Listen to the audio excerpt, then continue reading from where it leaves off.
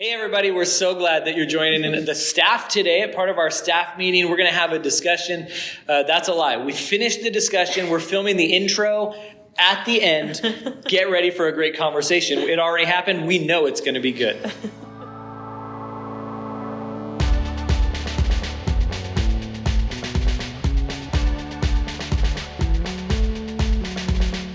And the first question that we have here is, what do you consider when making goals for a new year? I'll go first. I have a list of different categories of life. So I have family goals, I have church goals, I have personal goals, and then in personal goals, I probably break it down. I have like financial goals for each year. I have physical goals each year. I might have like mental, social, family trips, that kind of stuff. How many books a year I want to read. So like I break down into numerous categories of life. I think I have 9 total, not committed to memory. They're on a file. And I take those 9 and I just pray through them, usually through December. And as things pop up, I will put them on the list. And then near the beginning of the year, I'll decide which ones I actually want to do, which ones I don't want to do. And so I'll have 20 to 30 total goals in all these different categories, but it's really just a couple per category. That's really intentional. I think this last year was my first time where I wrote down my goals, because previously in Chris and I's marriage, we did a debt-free goal. And what really helps me is visual. So I made like a little kind of Candyland map for us, and so that we could see where we were going. And that was really motivating. So this last year I did that for our resolutions. And so I did, I haven't looked at them since I made them, but I will be looking at them again because I think just writing them down and taking the time at the beginning of the year to look at what is possible for our schedule, what can we do? It kind of helped me throughout the year to say, oh yeah, I did put that down as a goal at the beginning of the year. And so I think I'll probably end up looking at that in January because December has been so crazy. So it would be hard for me in December to be thinking about goals because I'm just trying to finish the year. Mm-hmm. I'm not really like a formal goal setter. And yeah, December, I don't think about anything but pretty much survival with birthdays and Christmas and all the things. And sometimes I write them down. Sometimes it's just in my mind, like this is where I want to go this year. So I would say it's more like a trajectory, like habits that I want to change, like for long term. It's not even like, oh, this year I want to do this. It's like this year I want to move more towards being this way, or get rid of this habit, or just move more towards healthy lifestyle in this way. But it's not necessarily like I want to do this one thing, or even that I have a way that I know I'm going to get there necessarily. It's just like an overall well-being goal usually. Just moving more towards health and wellness in all areas. And the last couple of years have really been like focused on that. If you have this more like general goal idea, mm-hmm. How do you know when you got there? I think it's like a lifelong thing. Like I'm constantly moving towards being, whether it's more healthy, more physically active, more, having more spiritual discipline, whatever it is. But I think like the fruit of your life also shows like whether you're moving that way or you're not. I remember last year I had a very specific goal, and it was like right in January I was like, okay, this is what I'm going to do. And then January was just like the worst, and I was like, but it felt like everything was attacking that specific goal that I had made. And so I think that showed me also like, okay, this was the right goal to make, but it's not as easy as you think it's going to be. It takes like daily discipline to do. That was my main thing this year, was like, if you only do things when you feel like it, you're not going to do anything ever. And so this year mainly was like, forget about your feelings. Like Pastor Sean said last week, like tell your feelings to shut up and sit over there. We don't say that. Well, it's on the recording. And real. like move Whoops. and just do it. And so, because your mind, like you have way more control over what you do than people think they do. They play the victim a lot and they're like, I just couldn't do it because of this happened and this happened. But at a certain point, it's like, it's your decision. And so this year was mainly a year of discipline for me. And I don't think it's like a coincidence because it was discipleship here for Adobe. And that really showed. So you feel like you attack more of a belief set rather than like external behaviors. Yes. And I also think like there are a lot of goals that people make that aren't super attainable. And so you feel like a failure all the time. Like, oh, I'm going to lose 50 pounds this year, or I'm going to work out every single day. This, you know, like to me, it's more like I'm just going to make better decisions each day. And like that eventually will move you towards those goals. But like, it doesn't make you feel like you're failing every time when you're like, oh, I didn't make this huge thing, but did I leave this year healthier than last year? Yeah, I did. And then your standard for this specific year was being disciplined, sticking it out, enduring, not getting distracted, and shutting your feelings up. That was the one I was looking for. Not letting your feelings rule you. That was me. I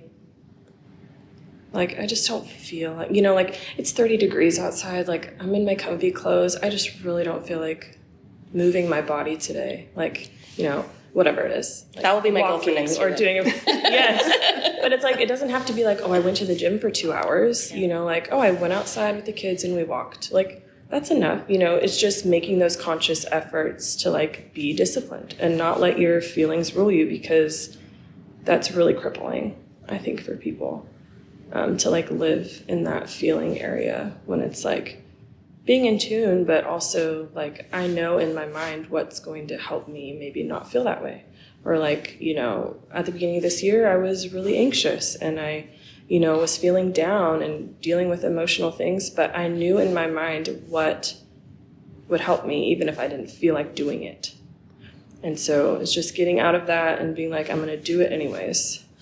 This is just very convicting. I can't believe that you write 40 goals, Sean. That's so amazing. It doesn't mean I achieve them all. It just means like that's the target, and kind of like we're like even if you fall short of the target, but you're closer to what you set out to do, like you can be the same goal the next year, or maybe for me maybe I reprioritize some that I didn't fully meet that would become more important.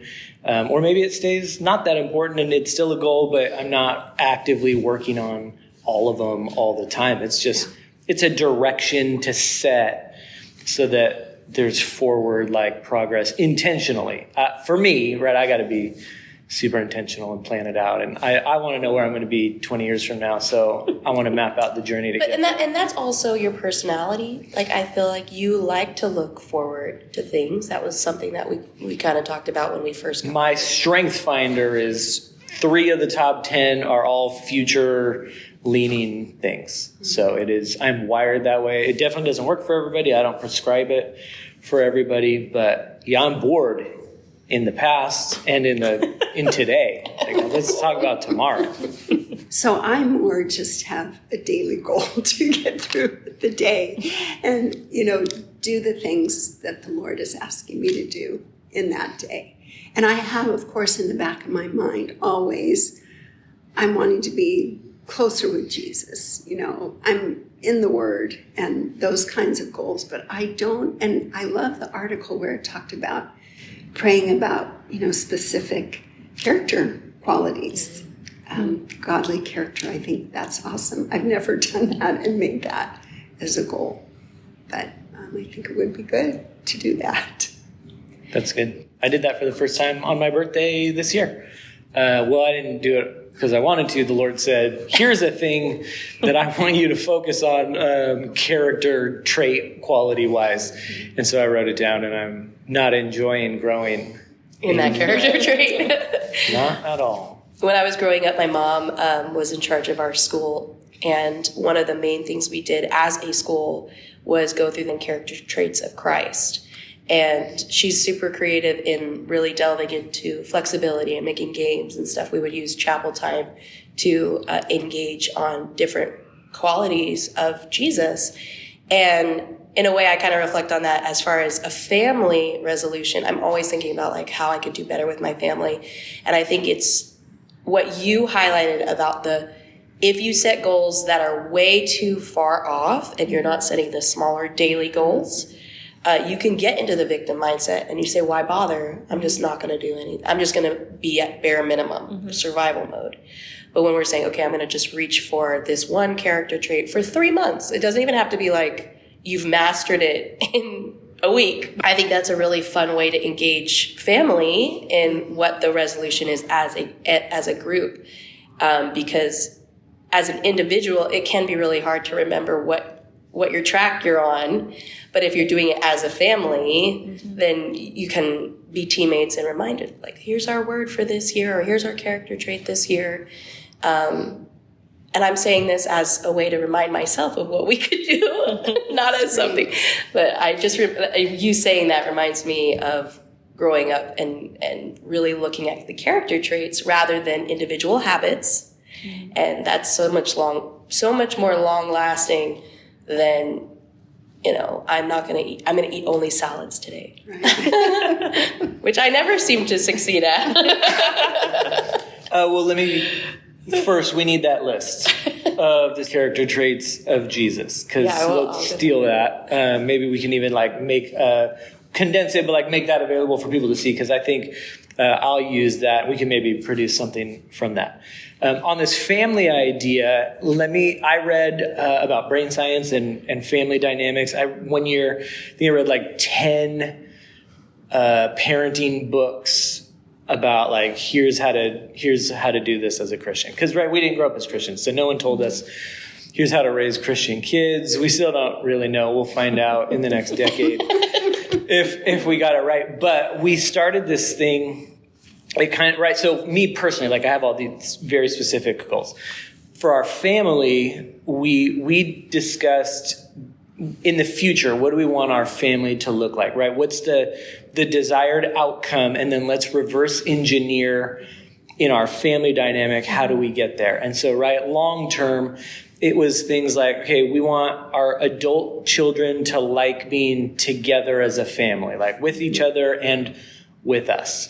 And so we said that's a long-term futuristic family goal that we have to do now, right? The next 10, 20 years are going to determine whether that's the thing. There was a financial piece, I want them to be able to know how to manage their own finances into adulthood. I don't want them to move back in with me. They're not going to watch this. The camera can see, I don't want them moving back in adulthood. I want them to be fully functioning. We figured it out how to do it. So there's a financial component to that. And so we created this thing in our house with these outcomes in mind of, we just said, okay, how do we think we want our kids to be with us? And so part of this system, as they do stuff, they earn stuff, and they for sure can't hear this because they don't know this is the goal. Everything that they get to do with the points earned through kind of this economy system is to spend time with us. You spend your points, we take you to ice cream, we take you to Starbucks, we take you to the movies, you can go to Scandia. It's just one-on-one time with us, and they're paying for it. They worked for and earned it. But it's time we're investing in being together with them. We have a kind of a group goal, if you all do this, we do this together. And so the whole thing is designed to develop that outcome that we want of togetherness in the future. And it's been great for us. We have these one-on-one times with the kids. They had to work for it. They're building personal responsibility, which is another one of the goals. And so I encourage everybody, you don't default to the desired future you want. It's just not how it happens. And in the Old Testament, Habakkuk talks about writing it down adds value to it. And so most people, I think, have this ethereal idea of what they'd like something to look like, and then they wonder why they never get there. And it's because as we aimlessly wander, this is just brain science. Like you don't default to the thing you actually want. You usually react to the things happening around you. And so for this family thing, especially, like I encourage everybody, like, what do you want? Not as you're raising kids. You're tired when you're raising kids. You're exhausted. You don't know what you want. You want to survive each day, and not kill all of them. But long term, there are things that you highly value. And most people, I think, get to those years and it's nothing like that. And it's because in way back in the past when they had the opportunity to build those things in to a potential future, like it wasn't on the radar. Mm-hmm. So I think putting it at least on the radar, right? It's not actively, I don't know that it's the best idea to have a board on the wall that tells you every day, like, here's what we're working towards, but you got to find what works for you, but there has to be a marker to aim for. Yeah. If you aim at nothing, you'll hit it every time. Mm-hmm. Sort of. So instead of cash allowance, you do, what was the word? Coin or points? So there's both. They actually can earn cash for certain things. Those are like, we trade labor for money. Like, you want to go work an hourly job, here's what you can do for that. Hourly job, give us an example of that. Like a laundry? In the house? Yeah. Yeah, it'd be like mopping floors, okay. Giving foot massage. That is a paid for thing. So things like that. Like you work X number of minutes and you get X number of dollars. And then points are regular responsibilities. Make your lunch, do your laundry. They have certain weekly things that they're just responsible for. And as they do those things, they get points. And then the points earn them these activities with us. So it's kind of a dual track system. And I always love the anticipation of spending time together. I think that's so good having that as a prize. I think many people that I've talked to have talked about how busy it's been this last couple of months. And so family time might be something that a lot of people are considering in 2025. I felt challenged this last year to come up with 10 characteristics I want to cultivate in my kids. And if you're in the Cavens family, this is what we're trying to be, generous, hardworking, we're honest, those kinds of things off the top of my head that I can remember. But I did feel like I'm going to make it and post it. Not like a huge, mural or something in our living room, but something where people can look at it and every day be like, this is what we are. So this is what I'm going to try to be today. Because when you're parenting, I feel like you are constantly correcting, especially where I'm at right now with 2 and 4-year-old. It's like, pick up your clothes. No, you don't throw your shoes in the middle of the living room. No, you don't, you say thank you, you say please. And in those little things, you forget the big picture, which is when you're saying you work backwards. I think that's where my mind was too this year, was like, okay, but what does not throwing your shoes in the middle of the floor and saying please and thank you really represent? And that's gratitude. We're grateful. We take care of our own things. We take personal responsibility. So making it more of a big picture. And then Owen's thing this last couple of weeks is Mom, what is generous? What is generous? I don't know where he came up with that, but that's what he's been asking about every day. What does this mean? What does this mean? And so I think in having it posted and talking about it, they learn what those values, what those words even mean and what those actions are. And to think as they're going through their day, oh, was this action generous? Was this grateful? Those kinds of things. And so, because a fear of mine, honestly, is to get so caught up in the day-to-day that all of a sudden he's 15 and it's oh, I didn't do what I wanted to do. Because you only get one chance to, to raise a child. And so I think being intentional with that and being this is what our family values, this is what we want to be, is really important. Because then time just goes by. Even with this year, you're oh, I wanted to do so many things even this year. And you're oh, well, it's over. Okay, well, on to the next one. Time just keeps going. So if you're not intentional, you don't get those things done. I can attest to that. It will be here before you expect it. And then it's oh my gosh, he's turning 18. I know. He's turning 5 today. And that feels like he's already 15. I mean, yeah. Do you think there is a significant spiritual relevance to a new physical calendar in people's lives? And then the second question is, What is your response to a wait until Monday, wait until next month, wait for my New Year's resolution mindset? Well, I love a new year just because it's like a clean slate. You have a new beginning. Same at the start of a new month. When you ask, is there a spiritual relevance? I'm not sure about that, but just I think personality-wise, I like that new beginning. And I think it's really important to write those goals down. As I'm listening to you guys, it was very different when I had children in the home, because you are so focused and you do have so many goals around them. It's almost like you have a different life after that. So, this conversation is really interesting. I used to write them down. And it was all around family, kids, but it's just very different now. Well, I mean, if you want to achieve them, you have to write them down, ultimately. I don't think that's true. It's true. Yeah, the science of goal writing and achieving those goals. Like, there could be some you can set your mind to and achieve eventually, but even most people might achieve a goal and not even know it because they didn't set a standard and they don't know when they met it. They don't know when they can stop working on it. When you don't know when to celebrate it. Like, I guess it just depends on the goal. Like, I have a goal. I read through the Bible every year. I know that I meet that. So that's an example where, you. Sure. But I don't need to write that down. You don't need to write down, but that is the right kind of goal to set because it has a timeline, has a concrete, did I achieve it or not? Yeah. And maybe if they're like kind of esoteric or nebulous goals that you don't think you would want to focus on, you need that reminder. But, I just feel like... But that goal is something early on you had to like really set a mindset to achieve it. Whereas people every year in every church, lots of people are going to say, I'm going to read the whole Bible this year.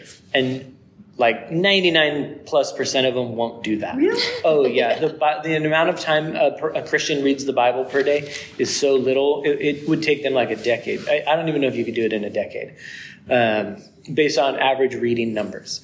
So, like, to not make it a specific goal and set a plan to it, people fail that goal all the time. It's probably the number one like church goal that gets set for people. All they need is the YouVersion app. It's pretty easy. Yeah, but even now, it's as easy as just hitting play and listening to it at any time. Even that, it's not a habit. And so if it's not a habit, you don't make it an intention, you fail at it. You asked about calendar relevance, if there's spiritual significance. The Old Testament's full of years being named and resetting, and a certain number of years would pass and it'd be a certain year. I think just a year or two ago, we had the 50th year, which is the year of Jubilee, which is like all of debt was forgiven. Could you imagine if we had that in our society today? Like, just so make it 50 years, will wipe out those student loans, your medical debt, your cars and house. Like, praise the Lord. So I think years are significant in the Bible and for people. And I think people use our calendar as a spiritual reset or as a, like everyone's making goals this time of year, whether they're still working on them January 22nd is a problem. But I do think there is some physical calendar spiritual significance, not because the Lord says January 1 is more special, but I think people are being more intentional than normal at the beginning of the calendar year, and so that adds a spiritual relevance to it. Because if you're being more intentional, you're trying to do better stuff, then you're focused on it. So it is better. And then I was always a wait until Monday. Like if I'm starting a new meal plan, if I mess up on Thursday, like, all right, I'll reset next week. Like I need a hard start date. And that was a recipe for failure for me. Like if I need the first of the month or like, then I'm not building personal accountability or discipline. It's why on the Bible reading plan, we tell you if you miss a day, just skip that day. Don't go back. It's not a failure. Do today. And so I made that shift for me personally also. And so if I like Saturday, one of the days, I'm on the super strict meal plan, and I was just like, the end of the day, I was tired. I was like, I just want to eat wings. And so we went to Wingstop, and I ate some wings, and we got ice cream, and we got chips. And I didn't eat any ice cream, and I didn't eat any chips. And after having some wings, I was like, this isn't what I thought it would be. But in the past, it would have been, well, I have the cheat weekend now because I messed up today. Like, we'll get a good Saturday and a good Sunday in there, and I'm going to live it up until I reset and dial back in. And it didn't even take one meal where I was just like, I actually don't want to do this, and I'm just going to restart now. And then the next day I was back on track. So, so I've been both, but now what's working for me is like, all right, I didn't do what I had intended for this minute, but I can start fresh again right now. Yeah, I think that has been my focus with like this year trying to be more disciplined in all areas, is like, if you make most of your choices be good choices. Right now we're talking about like diet. It's like the whole day is not a waste if you're like, okay, it's the end of the day, I'm gonna have ice cream. It's like, okay, but are you choosing ice cream like for all of your meals? Or is it just like, okay, well, I'm gonna have ice cream now, and then the next meal I'm gonna make a better choice? To me, it was like, just have the majority of your choices be good ones. Like, you're not derailed if you go out to dinner with your family or, whatever it is. Just make the majority of your choices be good ones. And that has gotten me away from, I'll just wait till next week, or, well, it's birthday parties this weekend, so it's all a wash, basically. It's like, no, you can have the birthday party meal, and then your meals after that will be better, And so, because that was me too, like, oh, well, just start in a few days. And I do think that's why January is such a big goal-setting month, or like everyone's in the gym and everyone's, reading their Bible every day for like 2 weeks. It's because you have that fresh, like, oh, I'll just wait till January 1st. And then you feel like you have a clean slate. But really, it's just rolling over to a new month. But it feels like, okay, this year is going to be better if I didn't do it last year or whatever it is. But I really love the imagery of the seasons throughout the year for me, because I think there are seasons in life, and each season is representative of something. And so like the winter months to me are really time to like hunker down and figure out like your goals or what you're working towards or whatever it is.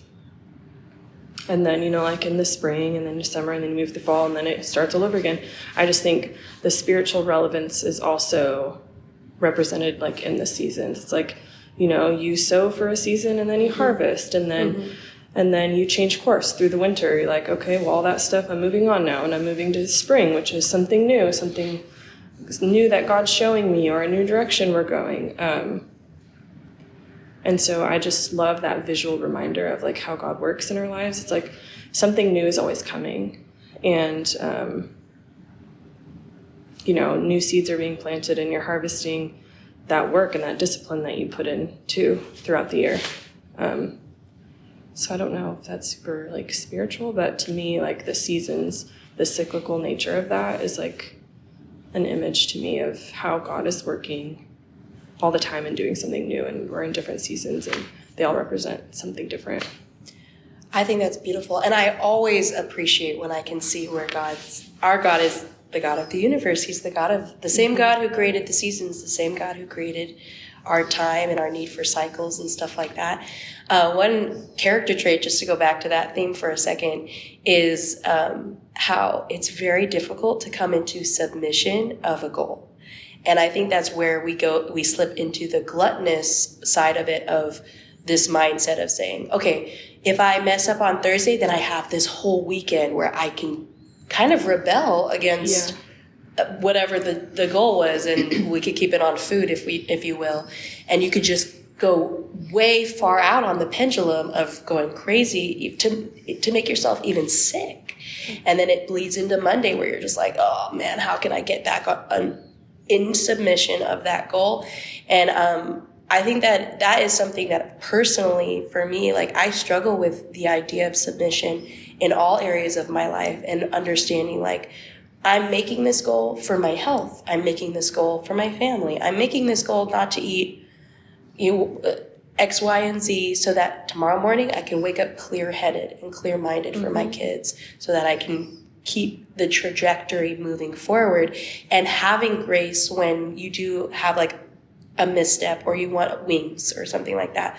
Like having a misstep in submission is okay, but to say, I'm going to have wings and ice cream and this, and then Saturday, and then Sunday, like that's when you're starting to really veer off, instead of saying, no, is this, and I think that's the whole idea of writing it down and seeing it to just remind us.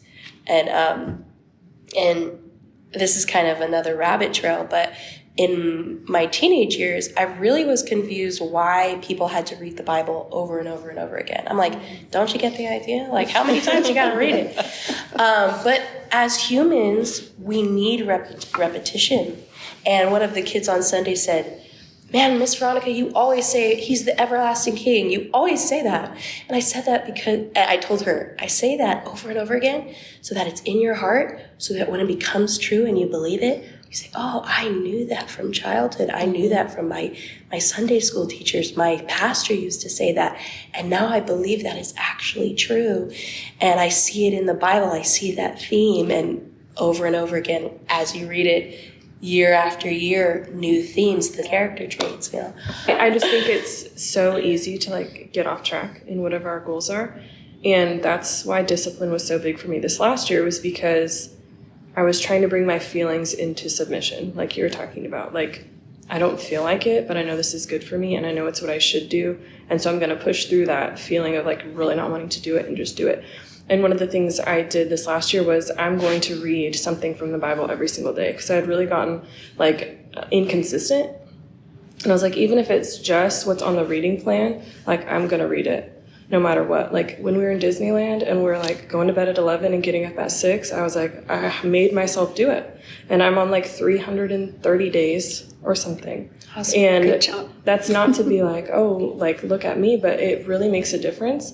And also I remember telling my mom like, oh, I'm at like 200 days or something. She was like, how do you find the time? And I'm like, honestly, it doesn't take that much, like to just read something every day. It's just, you have to decide in your mind, like what's important to you, what you value, what your priorities are. And so, yeah, sometimes it's so hard. Like, I just really want to turn on Netflix and just like, the kids take a nap. And I'm like, I don't want to think about anything. I don't want to do anything. But it's just keeping focused on the long-term goal and like your spiritual health. And like, because it's so easy to be like, oh, I didn't read all last week, and look at me, I'm doing fine. Like, it's fine. True. It's fine. This week I'm just so busy, so next week but really it's like, what kind of habits do you want to have? Like, make those habits. It takes 21 days to make a new habit or something, is like the saying. But like, you will, once you make those habits. I think it takes a lot longer. But that's like that's how you start it. Yeah. It is six weeks. And then you like, then your default becomes like less of, oh, I just won't read today. Instead of like, okay, I don't have time to like sit for 20 minutes, but I'll read for 5 minutes today just to get something, instead of like, oh, 0, I'm just going to like cut it from my day today. Your default becomes better and better, I think, if you make those like habits. Well, lots of people use busyness as an excuse. And I read someone said, like, if you remove that as an excuse, because it's not true. Mm-hmm. Everyone has the same amount of time. Mm-hmm. You have just maybe lost control, or you're not intentional about how you're spending it. But there is no I'm too busy for. You've made time for Netflix, or you've made time for whatever it is, right? I made time to go work all these extra hours, right? We choose what we do with our time. Mm-hmm. And when I heard you say like 11 to 6, I was like, wow, you're sleeping 7 hours. Like, that's so much time. Like, you could sleep 15 less minutes and spend that 15 minutes with God, and you won't miss that sleep at all. And so I tried to eliminate it, right? And I have a very full calendar, because right, I don't use busyness as an excuse anymore. And so when people ask about stuff like, yes, there's a lot going on, but I can intentionally put anything into my life and calendar that I need to, because I'm not too busy. I've maybe chosen that other things are a priority. I'm not too busy to read the Bible. Maybe I've chosen to watch Netflix, or right, like, and I think that's true for just about everybody. Is anyone who tells you I don't have the time or I'm too busy has just lost control of their time, because we all have the same amount of time, and none of us are as productive as like all the world famous most productive people. Like, they got the same amount of time too. And so I just think we have to choose what we do with our time. Because I agree with you. Like, if you make the intention and you the discipline to do it, you have the time. It's there.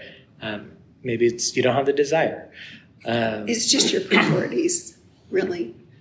I would be afraid not to at this point. It's like, it truly is like life to me. It's just what I want to do. But I mean, that's over having it be a commitment for many years. Now it's beyond a commitment. It's like, I desire that. I want that. Yeah. I also don't have small children at home.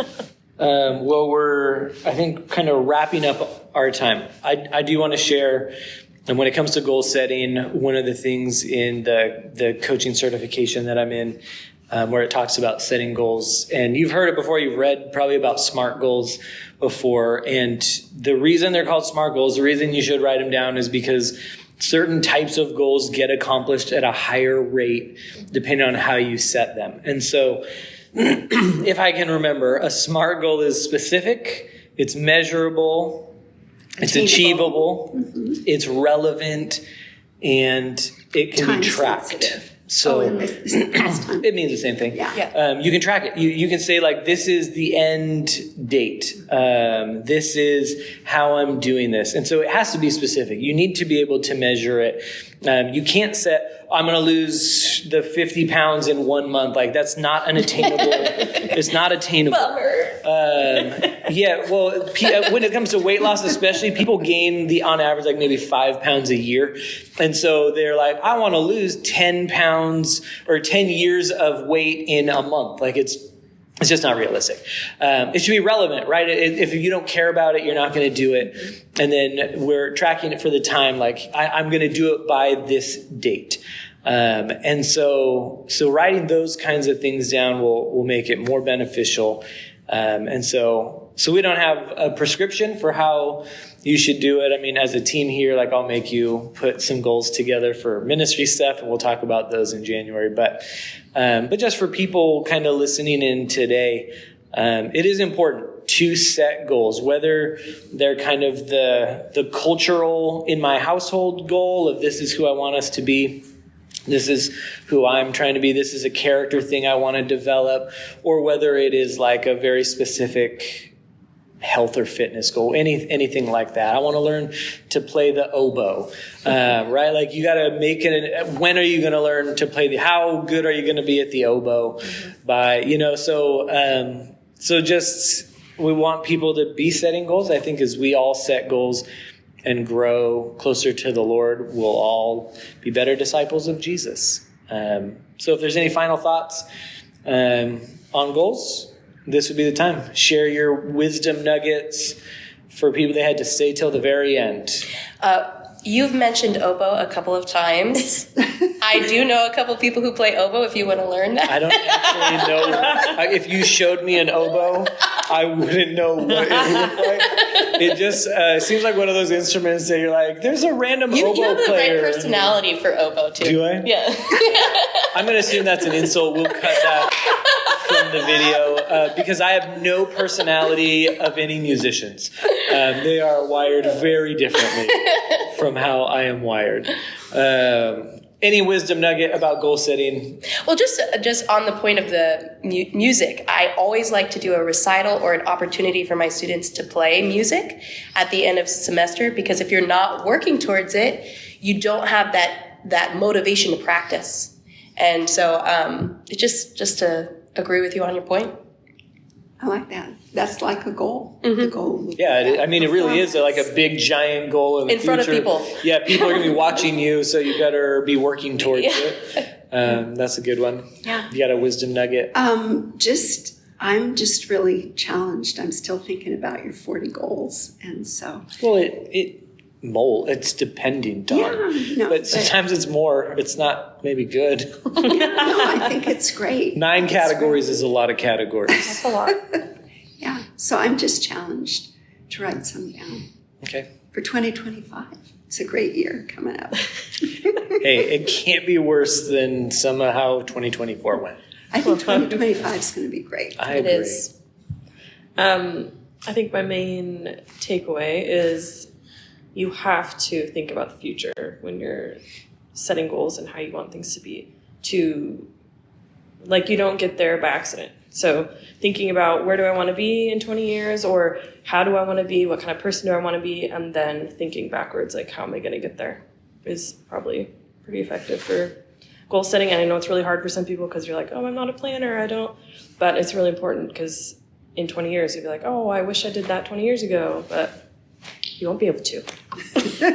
Go back and do You it. failed. It's too late. Yeah. My final thing, we didn't get to talk about it today, but in Mark Batterson's book, The Circle Maker, I've taught it a couple different times, and I might do it this year, actually, or in 2025.